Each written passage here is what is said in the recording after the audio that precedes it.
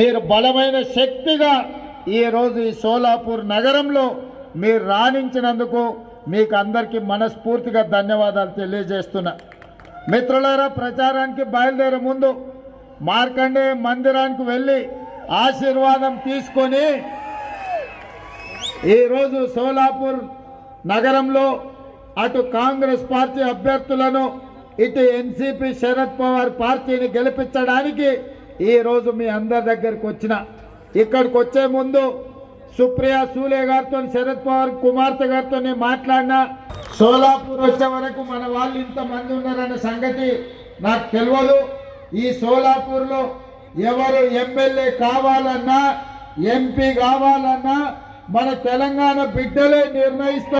Subscribe us and press the bell icon for more interesting updates.